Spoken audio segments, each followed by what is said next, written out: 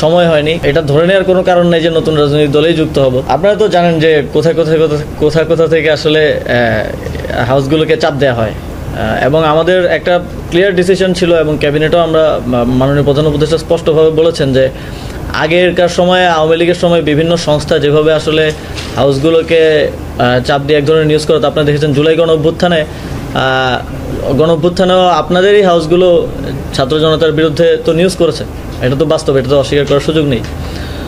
তো আমাদের একটা স্পষ্ট নির্দেশনা ছিল কোনো হাউসকে কোনো প্রকার চাপ দেওয়া হবে না, সরকারের পক্ষ থেকে চাপ দেওয়া হয়ও না আপনারা যদি দেখেন। কিন্তু এখানে এখনও তো অনেকগুলো পাওয়ার হাউস রয়ে গেছে যেখান থেকে আসলে এই চেষ্টাগুলো করা হয়ে থাকে, যেটা অত্যন্ত দুঃখজনক। আমরা সেটা অবশ্যই দেখব, তথ্য মন্ত্রণালয়কে অনুরোধ জানাবো যাতে করে স্বাধীন সাংবাদিকতাটা, ফ্রিডম অফ প্রেস থাকে।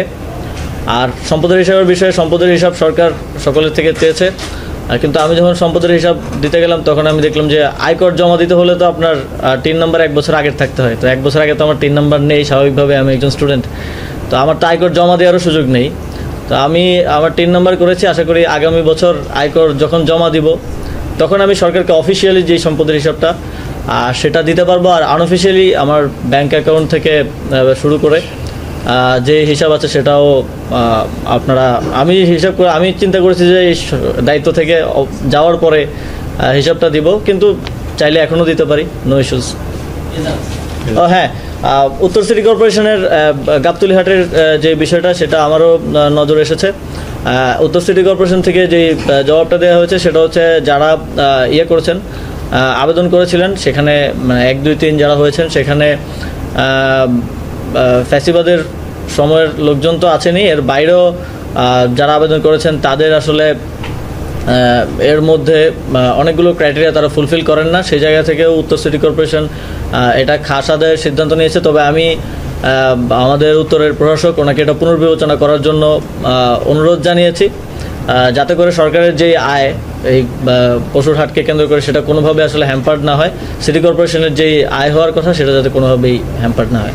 এমন তো অনেক কিছুই শোনা যায়, আমার তরফ থেকে কোনো সিদ্ধান্ত এখন পর্যন্ত হয়নি।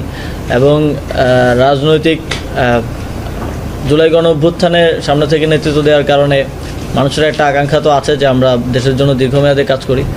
তবে কোন রাজনৈতিক দলে আসলে যুক্ত হব সেটা তো এখনই আসলে সিদ্ধান্ত নেওয়ার সময় হয়নি, কিংবা কখন যুক্ত হব সেটাও এখনও আসলে অনেকটাই আনসার্টেইন।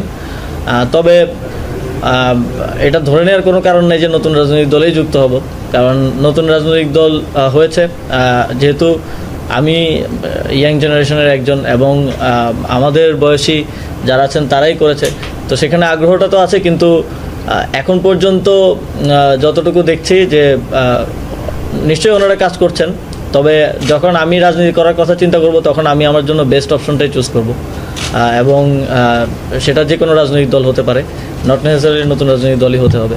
আমরা চাই এই নিয়োগটা সর্বোচ্চ স্বচ্ছতার সাথে হোক। মাঝে মধ্যে যেটা হয় আমাদের মন্ত্রণালয় পর্যায়ে কিছু নিয়োগ হলে আমাদের অফিসাররাই এসে কানের কাছে আস্তে আস্তে বলে যে স্যার আপনার কেউ আছে কিনা।